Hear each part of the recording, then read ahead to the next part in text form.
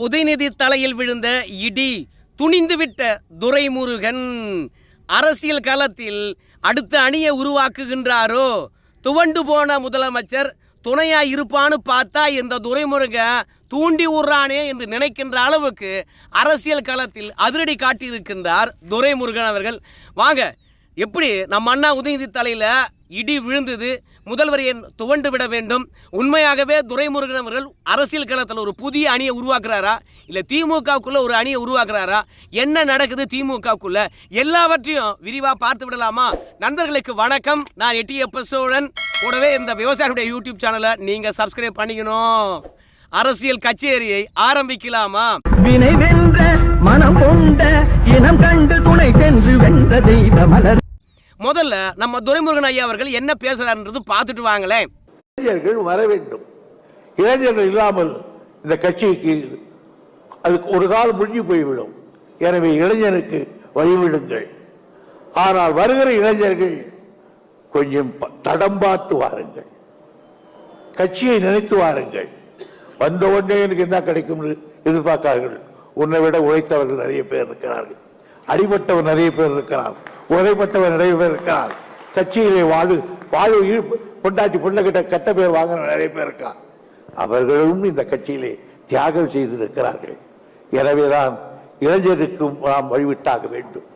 இந்த நிலைமையை நாம் நினைத்தால் தான் ஒரு இயக்கத்தை நிலைத்து நிற்க முடியும். ஏன்னா அரசியல் காலத்தில் நீண்ட அனுபவம் கொண்டவர் அவர். திமுகக்குள்ள இருக்கக்கூடிய பிரச்சனையை அழகா கையாளலாம். ஆனால் சமீப காலமாக நம்ம துரைமுருகன் அவர்கள் திமுகக்குள்ள தனக்கு இருக்கக்கூடிய நெருக்கடியை பொதுவெளியில் போட்டு உடைக்கிறாரு. உங்கள் எல்லாருக்கும் தெரியும், துரைமுருகனை பொறுத்த வரைக்கும் கட்சிக்குள்ள காமெடியாக பேசக்கூடியவர் அப்படின்னு சொல்லுவாங்க. ஆனால் அந்த காமெடியை எதிர்கட்சிகளுக்கு எதிராக தான் பயன்படுத்துவார். வர வர இப்போ திமுகவுக்கு எதிராகவே பயன்படுத்த ஆரம்பித்து விட்டார். உதயநிதி ஸ்டாலின் அவர்களுக்கு துணை முதலமைச்சர் பதவி எல்லாரும் ஒத்துக்கிட்டாங்க.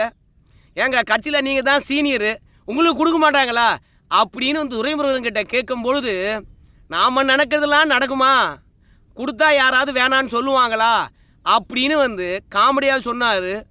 அனுபவசாலி காமெடியாக சொல்லுவாரா கட்சிக்குள்ளே இருக்கக்கூடிய விஷயத்தை வெளியில்? ஒரு கட்சியினுடைய பொதுச் செயலாளர் காமெடியாக கட்சிக்குள்ளே நடக்கின்ற பூசலை வெளியே சொல்லுவாரா?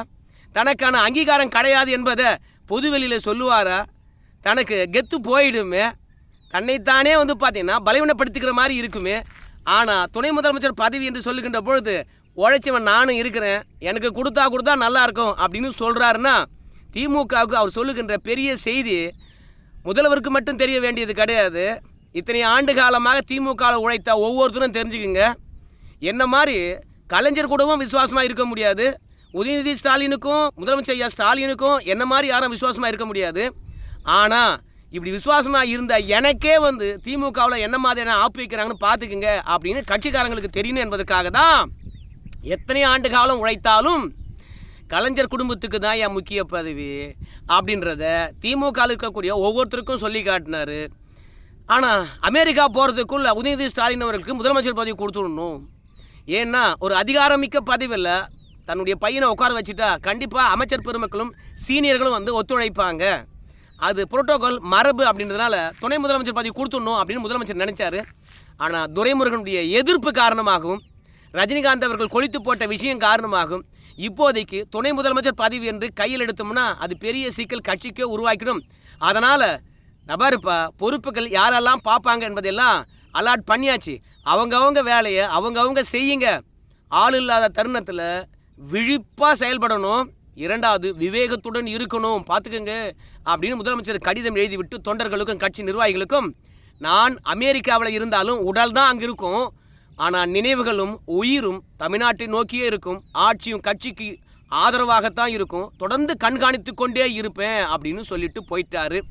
ஸோ அந்த அளவுக்கு அமெரிக்கா போகிறதுக்கு முன்பாகவே நம்முடைய உதயநிதி ஸ்டாலின் அவர்கள் பேசினதும் ரஜினி பேசினதும் துரைமுருகன் அவர்களுக்கு ஆறா வடுவாகி போய்விட்டது. ஏன்னா எம்ஜிஆரினுடைய செல்ல பிள்ளை துரைமுருகன். எம்ஜிஆர் எத்தனையோ முறை கூப்பிட்டுருக்கார், உனக்கு என்னையா பதவி வேணும், முதலமைச்சர் பதவியை தாண்டி வேற என்ன ஒன்றாலும் கேளியா, அந்த அளவுக்கு செல்லமாக வளர்த்தாரு துரைமுருகனை. நான் போனதுக்கு பிறகு நீ முதலமைச்சராக கூட ஆகலாயா, வாயா என்ன கூட கலைஞராக கூட இருந்து என்னையா பண்ண போகிற. அவர் தொடர்ச்சியாக பார்த்தீங்கன்னா கட்சியை தோல்விக்கு தானே அழைச்சிட்டு போகிறாரு. என்னைக்கு வெற்றி பெறது, வாயா அப்படின்னு சொல்லிட்டு கூப்பிட்டார். அப்போ கூட தலைவனாக கலைஞரை ஏற்றுக்கொண்டேன். கொள்கையை ஏற்றுக்கொண்ட பிறகு பதவிக்காக அந்த பக்கம் வரமாட்டேன். எனக்கு தலைவர் கலைஞர் என்றால் நீங்கள் தெய்வம் எங்கெல்லாம் இருக்குமோ அங்கே இருந்துட்டு போட்டோம், தெய்வத்தை எப்படி வணங்கணுமோ அப்படி வணங்கிட்டு போகிறேன், அதனால் கட்சிக்கெல்லாம் கூப்பிடாதீங்க என்று சொல்லிவிட்டு எம்ஜிஆர் அழைக்கின்ற பொழுது துரைமுருகன் அவர்கள் வந்து அதிமுகவுக்கு போகாமல் திமுகவில் இருந்தார். அந்த அளவுக்கு விசுவாசமாக இருக்கக்கூடியவர், அந்த அளவுக்கு விசுவாசமாக உழைத்தார். ஆனால் அவரை போய் ரஜினிகாந்த் அவர்கள் காமெடி பண்ணுறேன் ரேஞ்சில் சீனியர்கள் எல்லா விதமான கிரேடு வாங்கின பிறகும் கிளாஸை விட்டு போக மாட்டேன் என்று அடம்பிடிக்கிறாங்க, அதுலேயும் துரைமுருகன் இருக்கிறாங்களே அப்படின்னு சொன்ன பிறகு அதை அங்கீகாரம் பண்ணுற மாதிரி முதலமைச்சர் அவர்களும் கைத்தட்டி வரவேற்பதும் சிரிப்பதும், ரஜினி நீ என்ன பேசியிருக்கிறேன்னு சொல்லிட்டு எனக்கு தெரியும் ஐயா, நான் பார்த்துக்கிறேன், நீ கவலைப்படாது என்று அங்கீகாரம் செய்வதும் துரைமுருகனுக்கு எந்த அளவுக்கு மன வருத்தத்தை தந்திருக்கும். ஆனால் துரைமுருகனுக்கு மட்டும் இல்லைங்க, திமுக இருக்கக்கூடிய ஒவ்வொரு சீனியர்களுக்கும் எந்த அளவுக்கு மன வருத்தத்தை தந்திருக்கும். அதனால தான் ரஜினி மீதும் விமர்சனம் வச்சார். இரண்டாவது, சீனியர்கள் இல்லை என்றால் கட்சி இல்லை என்பதை பற்றியும் வெளிப்படையாக பேசினார். இதெல்லாம் கேட்டுக்கிட்டு தான் உதயநிதி ஸ்டாலின் அவர்களை பொறுத்த வரைக்கும் வயதானவர்கள் வந்து இளைஞர்களுக்கு வழிவிட வேண்டும், வழிவிடுறது மட்டுமல்ல கைப்பிடித்து அழைத்து செல்ல வேண்டும் அப்படின்னு வந்து சொன்னார் உதயநிதி ஸ்டாலின் மேடையில். இதெல்லாம் கேட்டுக்கிட்டு இருந்தவர் உடல்நல கோளாறு காரணமாக சிங்கப்பூர் போயிட்டு இருந்தார் துரைமுருகன். ஆனால் வந்தவர் உதயநிதி ஸ்டாலின் அவர்களுக்கு அதிர்ச்சி அளித்தார். பேசினாங்க, மறப்போம் மன்னிப்போம் என்று அனுபவசாலியான துரைமுருகன் அவர்கள் மறந்துட்டு இருப்பார். முதல்வர் அமெரிக்காவிலிருந்து வந்த உடனே தனக்கு துணை முதலமைச்சர் பதவி கொடுத்துருவாரு அப்படின்னு வந்து நம்ம அண்ணா உதயநிதி ஸ்டாலின் அவர்கள் நினைக்கின்ற போது தான் துரைமுருகன் வேலூரில் ஆலோசனை கூட்டத்தில் இந்த கட்சிக்கு இளைஞர்கள் வர வேண்டும், மற்றவர்கள் வழிபட வேண்டும், இளைஞர்கள் இல்லை என்றால் இந்த கட்சி ஒரு காலகட்டத்தில் முடிந்து போய்விடும், அதனால் இளைஞர்களுக்கு வழிதான் விடணும். ஆனால் இளைஞர்களை பொறுத்த உடனே வரும்பொழுது எனக்கு இது வேணும் அது வேணும் என்று நினச்சிக்கிட்டு வரக்கூடாது. வர்றவங்க தடம் பார்த்து வாங்க, தடம் பார்த்து நடங்க.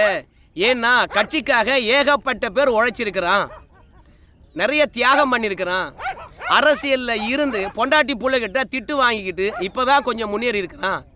அவன்லாம் இல்லைன்னு வச்சுக்கங்களேன் கட்சி உருப்படாது. அவனை தாண்டி எனக்கு பதவி வேண்டும் என்று நினைக்கக்கூடாது, கட்சிக்காக வந்து உழைங்க அப்படின்னு சொல்லிவிட்டு உதயநிதி ஸ்டாலின் அவர்களை வந்து நேரடியாகவே அட்டாக் பண்ணியிருக்கின்றார். உதயநிதி ஸ்டாலின் அவர்கள் அரசியலுக்கு வந்து எவ்வளோ காலம் ஆச்சு, ஆனால் அவர் கிட்டத்தட்ட 60 ஆண்டு காலம் அரசியல் செய்த துரைமுருகனுக்கு ஆர்டர் போடுற மாதிரி பேசுகிறார். துரைமுருகன் அவர்கள் ஏற்றுக்கொள்வாரா? அதான் காமெடியாகவே கட்சிக்குள்ளே கொளுத்தி போட்டார் உட்கட்சி பூசலை. துரைமுருகன் அவர்கள் வந்து தெளிவாக சொல்லிட்டார், உதயநிதி ஸ்டாலின் அவர்களே இப்போ தான் கட்சிக்கு வந்திருக்கீங்க, வந்த உடனே நீங்கள் அடைந்திருக்கின்ற உயரம் என்பது ரொம்ப பெருசு, ஆனால் அடுத்த உயரத்துக்கு இப்போதே ஆசைப்படாதீங்க, உடனடியாக துணை முதலமைச்சர் பதவி கிடைச்சிடணும்னு நினைக்காதீங்க, நான் விடமாட்டேன் அப்படின்றது தான் துரைமுருகன் அவர்கள் வந்து வெளிப்படையாக போட்டு உடைச்சிருக்கிறார். அது மட்டும் இல்லை, கட்சிக்காக நீண்ட காலமாக உழைத்தவங்க திமுக இருக்கிறாங்க, அவங்க அத்தனை பேரும் என் பின்னாடி இருக்கிறாங்க, எனக்கானவர்கள் அவங்க தான் அப்படின்னு சொல்லிட்டு ஒரு அணியை உருவாக்குகின்ற முயற்சியில் தான் துரைமுருகன் அவர்கள் வெளிப்படையாக பேசியிருக்கின்றார். யார் இளைஞர்களுக்கு ஆதரவாக பேசுகிறானோ அவன் பக்கம் இளைஞர்கள் நிற்கட்டும், கட்சியில் உழைச்சவனுக்கும் சீனியர்களுக்கும் ஆதரவாக நான் பேசுகிறேன், எனக்கு பின்னாடி அவங்க நில்லுங்கய்யா அப்படின்னு சொல்லிட்டு ஜூனியர் சீனியர் கட்சிக்கு உழைச்சவன் தியாகம் பண்ணவன் என்று சொல்லிவிட்டு 2 கோஷ்டிகளை துரைமுருகன் அவர்கள் வெளிப்படையாகவே வந்து பார்த்தீங்கன்னா உருவாக்கி இருக்கிறாரு. இன்னைக்கு உண்மையை சொல்லுங்க, துரைமுருகன் பேசினதை எந்த திமுக இருக்கக்கூடிய இளைஞரும் ரசிக்க மாட்டான். ஏன் காலத்துக்கு ஏற்ற மாதிரி அப்டேட் ஆகணையா, உதயநிதி ஸ்டாலினுக்கு ஏற்ற மாதிரி ஒரு டீம் வேணுயா, அதனால் உதயநிதி அவர்கள் தனக்கான டீமை உருவாக்குறாரு, கொஞ்சம் விட்டு ஒதுங்கி நின்னா என்ன துரைமுருகன் அப்படின்னு சொல்லும்போது இளைஞர்கள் துரைமுருகன் கருத்தை ஏற்றுக்கொள்ள மாட்டாங்க. ஆனால் கட்சியில் சீனியராக இருக்கக்கூடியவங்க, கட்சிக்காக உழைச்சவங்க, இன்றைக்கி திமுகவில் கட்சிக்காக உழைச்சவங்க தான் அதிகம், கட்சியில் சீனியர்கள் தான் அதிகம். அதனால் துரைமுருகன் பக்கம்தான் மிகப்பெரிய ஒரு அணி உருவாவதுக்கான வாய்ப்பு இருக்குது.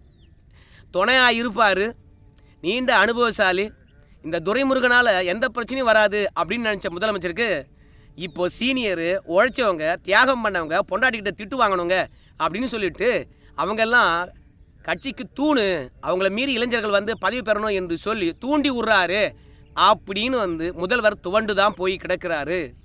துரைமுருகனை பொறுத்த வரைக்கும் தனக்கு இல்லை என்றால் அடுத்தவனுக்கு மட்டும் எப்படி தகுதி இருக்குது அப்படின்னு நினைக்க ஆரம்பிச்சிட்டாரு அப்படின்னு அரசியல் அமைச்சர்கள் சொல்கிறாங்க. இன்னொருத்தரும் வந்து பார்த்தீங்கன்னா குற்றச்சாட்டு வைக்கிறாங்க, என்னென்னா ஏன் துரைமுருகா உன் பையன் என்ன பெருசாக தியாகம் பண்ணிட்டான் கட்சிக்காக? உன்னுடைய பின்புலத்திலிருந்து தான் இன்றைக்கி 2 முறை எம்பி ஆயிருக்கான். அதேமாரி இளைஞர்களுக்கு வந்து பார்த்திங்கன்னா அந்த வாய்ப்பு ஏன் கிடைக்கக்கூடாது? உன் புள்ளியாக இருந்தால் எந்த பதவி வேண்டுமானாலும் அனுபவிக்கலாம், கட்சிக்கு உழைக்காமல். அடுத்த இளைஞர்கள் வந்து அப்படின்னு ஆசைப்படக்கூடாதா? சொல்லியா அப்படின்னு சொல்கிறாங்க. அதுக்கு துரைமுருகனுடைய வாய்ஸ் என்னவாக இருக்கும்? திமுகவில் என் புள்ள மட்டும்தானா எம்பி எம்எல்ஏ ஆகியிருக்கிறான், மற்ற மாவட்ட செயலாளர்களுடைய பிள்ளைங்கள்லாம் கிடையாதா? இல்லை உதயநிதி ஸ்டாலினுக்கு முன்னாடி அரசியல் களத்துக்கு என் பையன் வந்தானா? இல்லை உதயநிதி ஸ்டாலின் அவர்கள் என் பையனுக்கு முன்னாடி அரசியலுக்கு வந்துட்டாங்களா? சொல்லு. கலைஞர் குடும்பத்திலிருந்து நேரடியாக வந்து கட்சியினுடைய தலைவர் பதவிக்கும் முதலமைச்சர் பதவிக்கும் ஆசைப்படலாம். ஆனால் 60 ஆண்டு காலம் திமுகவில் உழைத்த என்னுடைய புள்ள எம்பி எம்எல்ஏ ஆகக்கூடாதா? என் பிள்ளைக்கும் சேர்த்து தானே உழைச்சிருப்பேன் அப்படின்னு துரைமுருகன் அவருடைய வாய்ஸாகவே இருக்கிறது. அதனால் நான் உழைச்சதுனால என் புள்ள மேலே வந்திருக்கேன். முதலமைச்சர் ஸ்டாலின் ஐயா உழைச்சதுனால உதயநிதி ஸ்டாலின் அவர்கள் மேலே வராங்க. உதயநிதி ஸ்டாலின் அவர்கள் நேரடியாக கட்சிக்கு வந்து உயர் பதவிக்கு வருவதற்கு தகுதி இருக்குன்னா என் புள்ளிக்கு ஏன் இல்லை? அதனால் உதயநிதி ஸ்டாலின் அவர்கள் தான் கட்சியை வழிநடத்தணும், முதலமைச்சர் ஆகணும் அப்படின்னு மாற்றுக்கிறது கிடையாது. ஆனால் எத்தனை நாள் நான் துணை முதலமைச்சராக இருக்க போகிறேன்? அதனால் அடுத்த தேர்தலில் வாய்ப்பு இருக்குமா இருக்காதோ? ஆனால் எனக்கு துணை முதலமைச்சர் பதவி வேண்டும், கட்சியில் உழைச்சவனை திமுக கைவிடாது அப்படின்னு மக்களுக்கு தெரியணும். கொடுங்கய்யா பதவியை அப்படின்றதுக்காக தான் பொது வெளியில் இளைஞர்கள் வாங்க, கட்சிக்கு நல்லது, ஆனால் தடம் பார்த்து வாங்க, உழைச்சவன் இருக்கிறா என்று சொல்லிட்டு பொது வெளியில் போட்டு உழைச்சிருக்கிறாரு. இதன் காரணமாக எனக்கு இல்லைன்னு வச்சுங்களேன், இல்லை கட்சியில் உழைச்சவனுக்கு இல்லைன்னு வச்சுங்களேன், அடுத்ததாக புதுசாக வராம்பார் அவனுக்கு எதுவுமே கிடையாது அப்படின்னு சொல்லிட்டு உதயநிதி ஸ்டாலின் அவர்கள் துணை முதலமைச்சர் பதவி தருவதற்கு நான் ஒத்துக்க மாட்டேன் என்று சொல்லி தலையில் இடியை இறக்கி இருக்கிறாரு நம்ம துரைமுருகன். வெளிப்படையாக பேசாமல் மனதில் புழங்கி கொண்டு கிடந்த துரைமுருகன் இன்னைக்கு துணிச்சலுடன் துணிந்து விட்டார் என்று தான் அரசியல் விமர்சகர்கள் சொல்கிறாங்க. ஏன்னா ஸ்டாலின் ஐயா அவர்கள் வந்து தலைவர் பதவி ஏற்கின்ற பொழுது துரைமுருகன் மகிழ்ச்சியுடன் வந்து ஸ்டாலின் அவர்களை அழைக்கல, அழுதுகிட்டே தான் அழைச்சார். தம்பி வா, தலைமை ஏற்க வா. அண்ணா அழைத்தார் பாருங்க, அதே மாதிரி நான் அழைக்கிறேன் வா அப்படின்னு சொல்லிட்டு அழைச்சார். உதயநிதிக்கும் நான் சேவகம் செய்ய காத்திருக்கிறேன் அப்படின்னு சொல்லிட்டு கட்சியில் நீண்ட நாளாக அனுபவசாலியும் தியாகம் செய்த துரைமுருகன் அவர்கள் உதயநிதி கீழவும் நான் வேலை செய்ய தயார் தான் அப்படின்னு சொல்லும் பொழுது இன்னைக்கு சீனியர்கள் வேண்டாம் என்று ஒதுக்குகின்ற நிலை வருகின்ற போது துணிஞ்சாதான் சரியாக இருக்கும் அப்படின்னு துணிந்து விட்டாது. சரி, அடுத்த முறை சீட்டு கிடைக்காதா? மன வருத்தத்துடன் துரைமுருகன் பேசுகிறாரு அப்படின்னு சொல்லும்போது அதற்கும் பொது வெளியில் போட்டு உடைச்சாரு துரைமுருகன். இந்த காட்பாடி தொகுதியிலிருந்து என்னை வெளியேற்ற வேண்டும் என்றால் கட்சிக்காரனால முடியாது, இயற்கை தான் என்னை வெளியேற்ற வேண்டும். கடைசி நொடி உயிர் இருக்கும் என்றாலும் கூட காட்பாடி மக்களுக்காக பணியாற்றி விட்டு தான் நான் உயிர் துறப்பேன்னு சொல்லிட்டார். அதனால் உயிர் போகிற வரைக்கும் இந்த காட்பாடி தொகுதியில் நிற்பேன், வெற்றி பெறுவையா, போயா நீ எம்எல்ஏ சீட்டு எனக்கு கொடுத்து தான் ஆகணும், என்னை தாண்டி யாரும் காட்பாடியில் கோல் வச்ச முடியாது, நான் உயிரோடு இருக்கிற வரைக்கும் காட்பாடி தொகுதி எனக்கு தான் அப்படின்னு உறுதிப்படுத்தியிருக்கின்றார். கடந்த காலங்களில் இதெல்லாம் வெளியே பேச மாட்டார். இப்போ வெளியே பேசுறதுக்கான காரணம் இன்றைக்கி உதயநிதி ஸ்டாலின் அவருடைய ஆதிக்கம் அதிகமாக போச்சு. சீனியர்கள்லாம் வழி விடணும் அப்படின்னு வெளிப்படையாக வேண்டுகோள் வைக்கின்ற அளவுக்கு ஆகிப்போச்சு. அவர் கட்சிக்குள்ளே பேச வேண்டியதை பொது வெளியில் பேசுகின்ற போது துரைமுருகன் பொது வெளியில் பேசுறதுக்கான அனுமதி கிடையாதா? அதனால தான் துரைமுருகன் பேசும்பொழுது உதயநிதி பேசுகிறாரு, உதயநிதி பேசும்போது துரைமுருகனும் பேசுகிறாரு. ஸோ இந்த போட்டி உதயநிதியா துரைமுருகனா என்று வெடித்திருப்பதனால துரைமுருகன் உனக்கு துணை முதலமைச்சர் பதவி கிடையாது என்ற இடியை இறக்கி இன்றைக்கி அதிர்ச்சி அளித்திருக்கின்றார் அரசியல் காலத்தில். இந்த உட்கட்சி பூசலானது எந்த அளவுக்கு பெரிய அளவில் வெடிக்க போகுது, முதலமைச்சர் வந்த பிறகு சமாதானப்படுத்துகிறாரா, எல்லாவற்றையும் பொறுத்து வந்து பார்க்கலாம். நன்றி நண்பர்கள்.